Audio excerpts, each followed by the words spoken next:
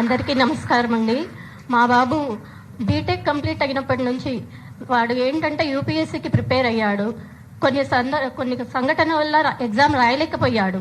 తర్వాత group 1 notification పడ్డప్పుడు మేము గ్రూప్ 1 ఫస్ట్ అపియర్ అని చెప్పినప్పుడు వాడు యూపీఎస్సీకే ప్రిపేర్ అవుతాను మమ్మీ అని చెప్పాడు. కానీ బట్ స్టిల్ మేము ఏంటంటే ఫస్ట్ ఇది రాస్తే బాగుంటుండు అని అనుకున్నాము. సో రాశాడు, కష్టపడి రిజల్ట్ సాధించాడు. ఈ కష్టాన్ని వట్టిగానే రాలేదండి. ఈ ఫలితము వాడు రాత్రింపగలు రోజుకు 4 గోడల మధ్యలో కూర్చొని ఎంతో కష్టపడి ర్యాంక్ సాధించాడు. ఈ జర్నీలో వాళ్ళ నాన్నని కూడా అతను కోల్పోయాడు. అయినా కూడా ఎప్పటికీ వెనుకంజ వేయలేడు.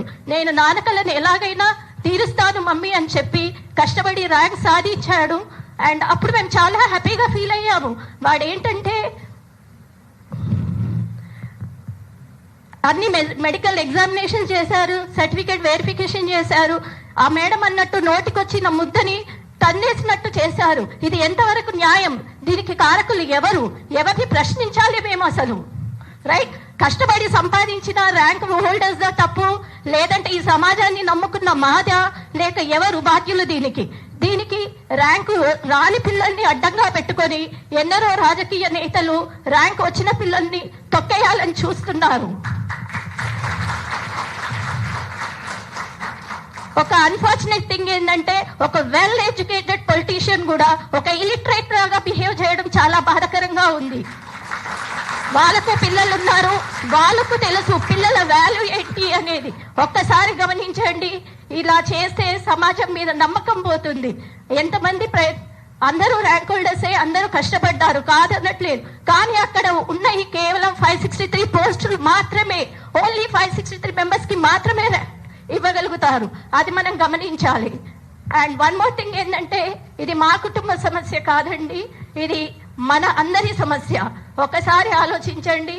ఇలాగే మనం ప్రయత్నిస్తే ఏమవుతుంది? వాడు ఎప్పుడు కూడా ఏంటంటే ఏ లగ్జరీ లైఫ్ కోరుకోలేడు, ఏది కూడా కోరుకోలేడు.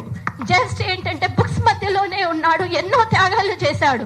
అన్ని చేసినా కూడా ఈ రోజు ఒక నిర్దోషిలాగా ఏదో తప్పు చేసిన వాళ్ళలాగా నిలబడడం ఎంత మట్టుకు కరెక్ట్? దీనికి ఎవరు జవాబు చేస్తారు? రైట్, 3 కోట్లు అంటున్నారు, చీటింగ్ అంటున్నారు. దాన్ని ప్రూవ్ చేయండి ఫస్ట్. మేము ప్రూవ్ చేస్తాము వాళ్ళు కష్టపడ్డారు, ర్యాంక్ సాధించారని. వాళ్ళు రాసిన మెటీరియల్ మా దగ్గర ఉంది, వాళ్ళు ప్రిపేర్ చేసిన ప్రతి మెటీరియల్ ఉంది. రైట్, మీరు ఒకరిని ప్రశ్నించే ముందు మీరు ఎంత మట్టుకు కరెక్ట్ అనేది మీరు చూసుకోండి ప్లీజ్. నేను దయచేసి కోరేది ఒకటే, ఇక్కడ పిల్లల్ని తప్పు పట్టకండి.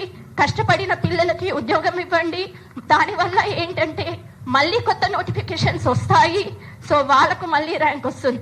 నేను ఏదైనా తప్పుగా మాట్లాడితే క్షమించండి. బికాస్ ఇవి అన్నీ మాకు కొత్త, ఇవేమి మాకు అలవాటు ఉన్నాయి కాదు, పొలిటీషియన్స్ మీ కాదు, ఏది కాదు, ఒక సామాన్య ప్రజలం మేము. Thank you.